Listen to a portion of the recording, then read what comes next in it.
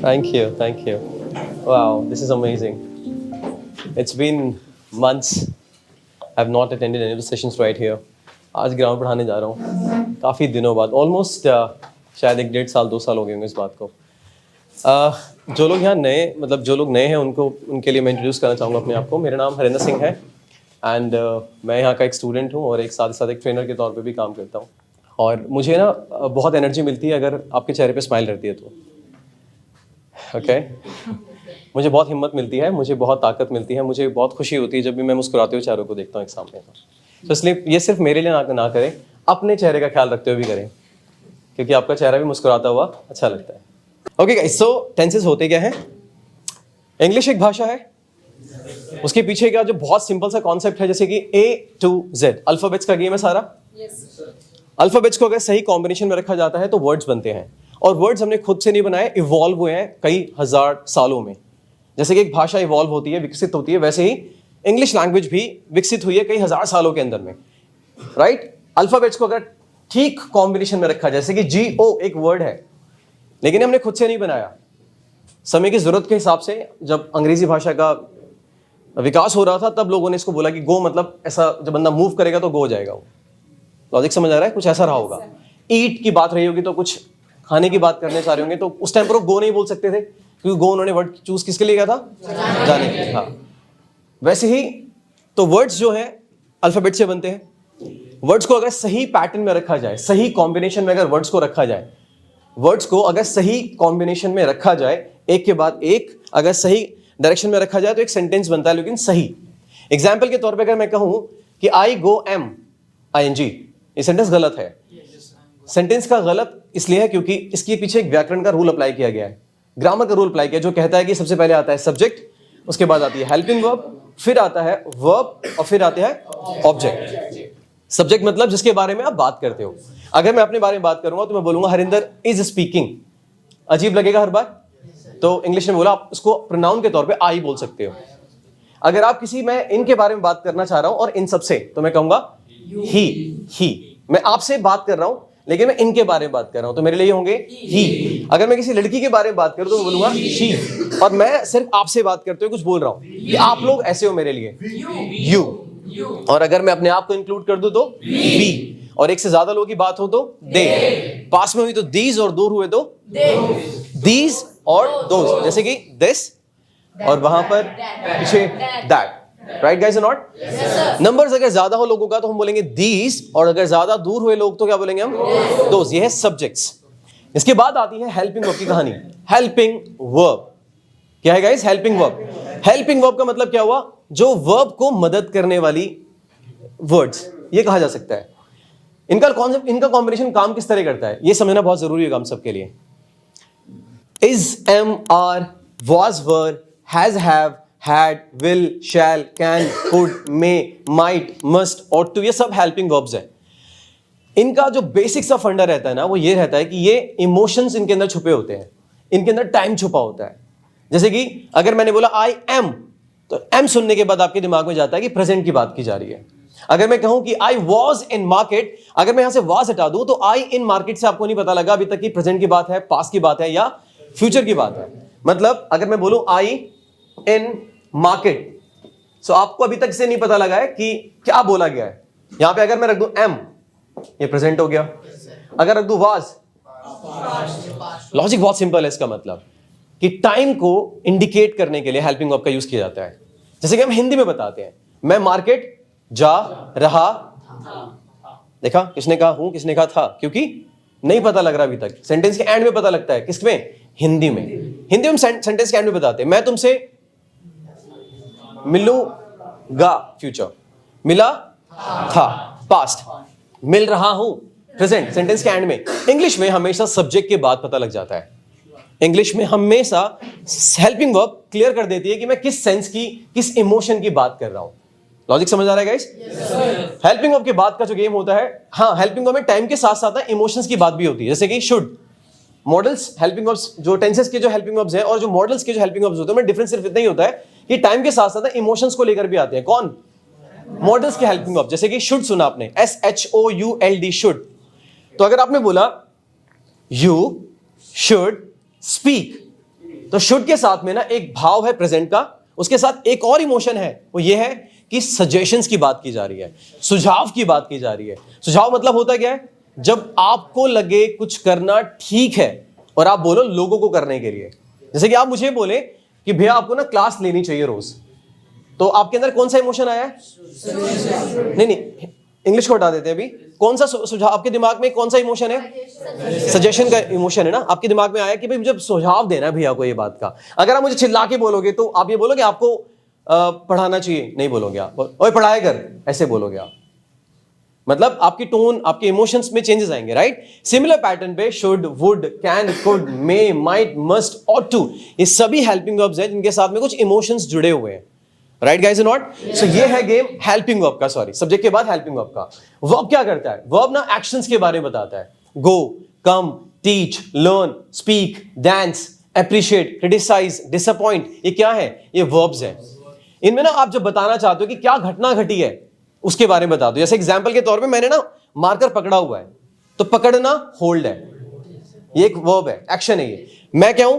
Subject, और मैंने present में किया हुआ है, ये इसकी हेल्पिंग वर्ब के तौर पे यूज किया जाएगा उसके बाद, और वर्ब यूज होगी होल्ड। मैं अगर आपके सामने खड़ा हूं तो आई हुआ हरिंदर, राइट? और मैं एक्शन क्या कर रहा हूं? स्टैंड। स्टैंड एक वर्ब होगी यहां पे। लॉजिक समझ आएगा इस? और हेल्पिंग वर्ब कौन सी अप्लाई होगी? वो डिपेंड करता है कि मैं किस टाइम की बात कर रहा हूं। मैं अगर पास्ट की बात करूंगा तो इंग्लिश में बोलते हैं भाई पास्ट की हेल्पिंग वर्ब यूज करो, और अगर मैं प्रेजेंट की बात करूंगा तो बोलूंगा प्रेजेंट की हेल्पिंग वर्ब। वो आपको टेंसेस के जरिए पता लगती है, एक एक करके आप यही सीखते हो पूरे टेंसेस के अंदर में, राइट गाइस और नॉट? सेंटेंस हमेशा 3 प्रकार के होते हैं, और वो सिर्फ इंग्लिश में नहीं है, दुनिया की हर एक भाषा में होते हैं। वैसे बहुत सारे लोग अलग अलग तरीके से 5-6 बताते हैं, कोई एनजी वाले बोलते हैं ये अलग होते हैं, ये वाले अलग होते हैं, बट सिंपल सा कॉन्सेप्ट है, किसी भाषा के साथ में 3 ही सेंटेंसेस होते हैं, सिंपल, नेगेटिव, इंटरोगेटिव। सिंपल मतलब जिसमें साधारण एक स्टेटमेंट दी जाती है, जैसे कि ये मार्कर है, ये एक सिंपल स्टेटमेंट है, ये सिंपल सेंटेंस हुआ। ये मार्कर नहीं है, ये नॉट है। और जब इसी बात पे सवाल, क्वेश्चन क्रिएट किया जाए, क्या ये मार्कर है? मार्कर कहाँ है? मार्कर किसके पास है? कितने मार्कर हैं यहाँ पर? क्वेश्चंस क्रिएट किए जा रहे हैं ना। तो ये 3 स्टेटमेंट्स मतलब 3 सेंटेंसेस होते हैं, और ये सिर्फ इंग्लिश के साथ नहीं है, दुनिया की हर एक भाषा के साथ ऐसे ही है। लेकिन उसको बस इंग्लिश पढ़ाने वाले बहुत से लोग उसको चौथा, पांचवा, इंपेरेटिव, अफर्मेटिव, बहुत सारी कंडीशन में डाल देते हैं। वो सब निकल के आपको समझ आएगा कि नहीं, इसी को इसने ज्यादा बड़ा कर दिया, सेम चीज है, लेकिन वो simple, negative and interrogative, right guys और नॉट? अब बात करते हैं हम टेंसेस की गाइस। टेंस मतलब जब हम बात करते हैं समय के बारे में, हम लोगों को अवेयर करना चाहते हैं कि मैं इस समय पे काम कर रहा हूं। हिंदी भाषा क्या है? हमारे शब्दों को, हमारे इमोशंस को बयां करने के लिए यूज करने वाली भाषा है वो। मैं बोलता हूं उनसे कि यार मैं आपसे मिलना चाहता हूं, तो मेरे अंदर भाव है मिलने का, डिजायर है मेरे अंदर में। उसको अंग्रेजी भाषा में कुछ और कहते होंगे। मैं आपसे मिल चुका हूं पहले, तो इसका मतलब मैं बताना चाहता हूं अपने पास की किसी सिचुएशन को कि ऐसा मैं कर चुका हूं, राइट? ये हिंदी में ऐसे बोलते हैं हम। मैं आपसे रोज मिलता हूं, इसमें भाव अलग है। मैं मिल चुका हूं, मैं आपसे मिलता हूं, मैं डिफरेंस साफ समझ आ रहा होगा आपको। मैं मिलता हूं आपसे रेगुलरली, इसमें भाव क्या आ रहा है? कुछ ऐसा जो रोज होता है। मैं आपसे मिल चुका हूं, कुछ ऐसा जो बता रहा है कि ऐसा कंप्लीट कर चुका है वो बंदा। मैं आपसे कल मिलूंगा, फ्यूचर पता लग रहा है। ये हिंदी से पता लग रहा है। अंग्रेजी में ना इन्हीं को बताने के लिए टेंस के 3 हिस्सों में डिवाइड किया गया है। फर्क समझे अब? हिंदी में मैं मिलता हूं, मिल चुका हूं, मिला था, मिलूंगा, सेंटेंस के एंड में पता लग रहा है ना। अंग्रेजी में इसको 3 हिस्सों में डिवाइड करने के लिए इसको प्रेजेंट, पास्ट और फ्यूचर की कैटेगरी में रखा गया है। प्रेजेंट, पास्ट और फ्यूचर की कैटेगरी में रखा गया है, राइट गाइस और नॉट? प्रेजेंट की कैटेगरी में कुछ प्रेजेंट की हेल्पिंग वर्ब्स होंगी, पास्ट की कैटेगरी में कुछ पास्ट की हेल्पिंग वर्ब्स होंगी, और फ्यूचर की कैटेगरी में कुछ फ्यूचर की हेल्पिंग वर्ब्स होंगी। उन्हीं हेल्पिंग वर्ब्स को हम टेंसेस का एक 12 कैटेगरी, मतलब 12 टेंसेस का हिस्सा मान लेते हैं। और हम यही तो सीखते हैं, इस अगर मुझे ये इमोशन बोलने हो तो ये हेल्पिंग वर्ब यूज करनी है, ये वाले इमोशन बोलने हो तो ये हेल्पिंग वर्ब यूज करनी है। लॉजिक समझ आ रहा है? जैसे एग्जांपल के तौर पे आपसे पूछूं कि आप कहां ऑफिस में काम करते हो, तो आपका स्टेटमेंट क्या आने वाला है? मैं काम करता था या करता हूं? मैं एक फैक्ट्री में काम करता हूं। एग्जांपल के तौर पे मैं बोलता हूं ये बात कि मैं एक फैक्ट्री में काम करता हूं। क्या सुन के गया आपके दिमाग में मैसेज? कुछ ऐसा जो कि ये करता है रेगुलरली। अगर मैं कहूं कि मैं कल ऑफिस गया था, तो इसका मतलब मैं क्या बोलना चाहता हूं? कोई पास्ट की बात करना चाह रहा हूं। मैं तुमसे कल मिलूंगा पार्टी में, फ्यूचर। इन सभी सेंटेंसेस के एंड के बेसिस पर आप अंदाजा लगा रहे हो। एक तो ये अंदाजा लगा रहे हो कि बंदा कौन कह रहा है, सब्जेक्ट के तौर पे। फिर आपका ध्यान इस बात पे जा रहा है कि किस टाइम को बोला जा रहा है।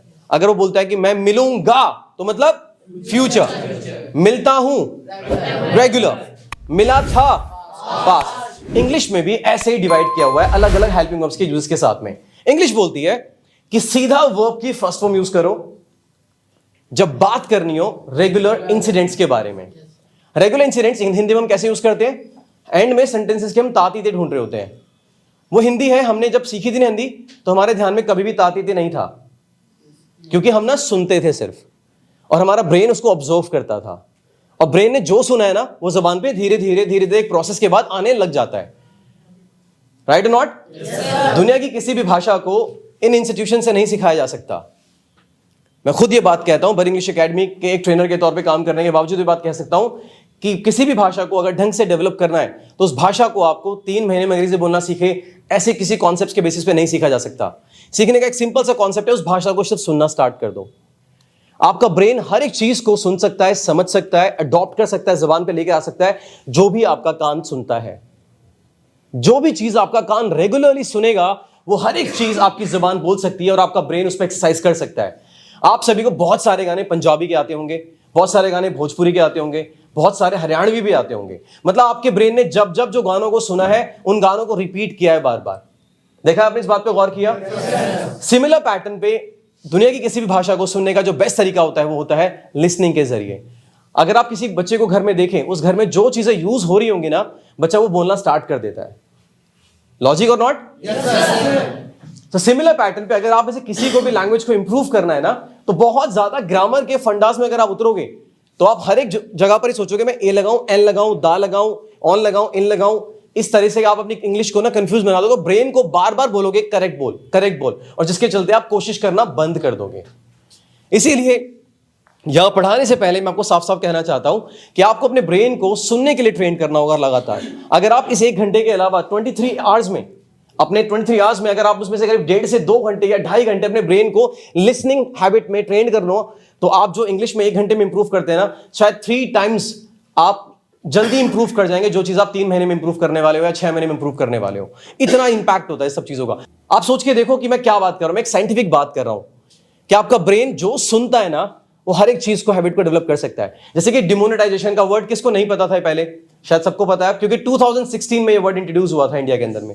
राइट? कोविड-19 एक वर्ड है, भले ही बीमारी का नाम है, बट ये वर्ड सबको पता है क्योंकि आपने इस वर्ड को सुना है पहले। आप वो हर एक वर्ड जानते हो जो वर्ड आपने 1 से ज्यादा 2-3 बार अपनी जिंदगी में कहीं ना कहीं सुना है और आपने यूज भी करना स्टार्ट कर दिया होगा। सिर्फ ये बात इंग्लिश की नहीं है, ये हिंदी की बात भी सोच के देखो कि आपने जो भी शब्द आज तक हिंदी में यूज किए हैं वो आपने खुद से नहीं बनाए बैठकर। आपके आस पड़ोस में, आपके परिवार में, आपके रिश्तेदारों के बीच में उन शब्दों को यूज किया गया होगा। अग्री करते हैं इस बात से आप?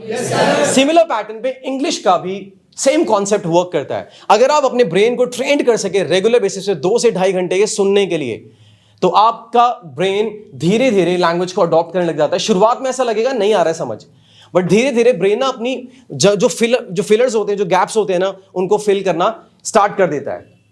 जो भी आप सुन सकते हैं, जो भी आपका ब्रेन सुन सकता है, वो सब चीजें आपका ब्रेन मुंह से बोल सकता है। राइट और नॉट? ग्रामर के कुछ बेसिक कॉन्सेप्ट्स को फॉलो करेंगे हम लोग। बहुत डीप जाऊंगा तो उसके लिए हमारे पास अभी 21 दिन का कॉन्सेप्ट है, जो आपको एक एक चीज को कॉन्सेप्ट को क्लियर कर देगा। लेकिन आज की क्लास में जो मेरे पास टाइम है, उस टाइम में मैं ज्यादा कोशिश करूंगा आपके बड़े बड़े कॉन्सेप्ट्स को क्लियर कर सकूं। सो अगर आपको जब भी दिमाग से निकाल दो प्रेजेंट इंडेफिनिट, सिर्फ इस पे फोकस करते हैं कि जब भी आपको अंग्रेजी भाषा में अपने रेगुलर इंसिडेंट्स को बयां करना हो, इंग्लिश बोलती है सीधा सब्जेक्ट के बाद एक्शन यूज कर दो। सब्जेक्ट के बाद सीधा एक्शन आती है, एक्शन वर्ब आती है, जिसको हम लोग वर्ब बोलते हैं या एक्शन यूज होता है। कब यूज होता है? जब आप रेगुलर इंसिडेंट्स की बात करते हैं। इंग्लैंड में अगर हम जाएं और हमसे पूछते हैं व्हाट डू यू डू, तो अगर मैं कहता हूं आई वर्क, तभी उसको समझ आएगा कि मैं कुछ रेगुलर इंसिडेंट्स की बात कर रहा हूं। I work, I talk, I learn, I practise, I meet, I think, I love you. Right? Shahrukh Khan से किसी ने पूछा कि, शाहरुख खान ने पूछा कि व्हाट डू यू डू, एक स्टेज पर अभी हाल ही में, तो उस लड़की ने क्या बोला? आई लव यू। प्रेजेंट में एग्जांपल था वो भी। सो द कॉन्सेप्ट इज, जब आप अपने कुछ रेगुलर इंसिडेंट्स के बारे में बात करते हैं, कुछ ऐसा बात करते हैं जो आप की डेली हैबिट्स का हिस्सा आपकी जिंदगी में रेगुलरली होता है, इंग्लिश के हिसाब से सीधा वर्ब की फर्स्ट फॉर्म अप्लाई की जाती है। इसके अलावा इंग्लिश ग्रामर में कहीं भी यूज नहीं होगा ये कॉन्सेप्ट। पूरी इंग्लिश ग्रामर के अंदर में टेंसेस, मॉडल्स, पैसिव वॉइस, आप कुछ भी पढ़ लो, सीधा सब्जेक्ट के बाद वर्ब की फर्स्ट फॉर्म कहीं नहीं मिलेगी आपको। ये सिर्फ कहां मिलेगी आपको? वर्ब की फर्स्ट फॉर्म कहां मिलेगी? जब आपको रेगुलर इंसिडेंट्स के बारे में बताना। और यही तो सीखने के लिए आप आए हो कि मैं अपने इमोशंस को बयां करना चाहता हूं लोगों के बीच में। कौन कौन से इमोशंस? जो सारे इमोशंस मैं हिंदी में बोल लेता हूं। जैसे कि मैं क्रिकेट खेलता हूं, मैं भाई यहां काम करता हूं, मैं आप सभी से रेगुलरली मिलता हूं। इनको बताने के लिए इंग्लिश बोलती है सीधा क्या करना है, जो एक्शन है वो पुट कर दो। आता हूं, कम, जाता हूं, गो, सोचता हूं, थिंक, बात करता हूं, टॉक, सीखता हूं, लर्न, सुनता हूं, लिसन। सीधा सब्जेक्ट के बाद यूज करना है।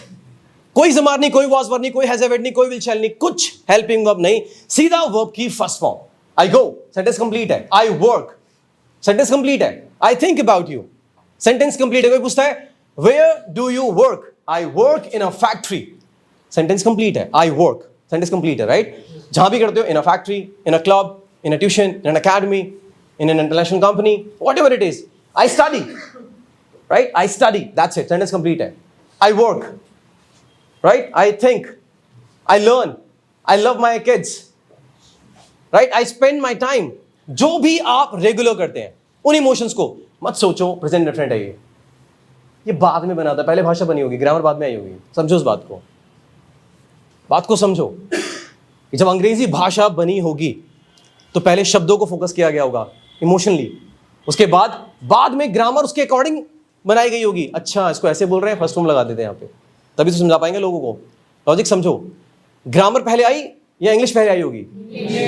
एग्जैक्टली, क्योंकि इमोशंस को एक्सचेंज करना था, अपनी फीलिंग्स को एक्सप्रेस करना था।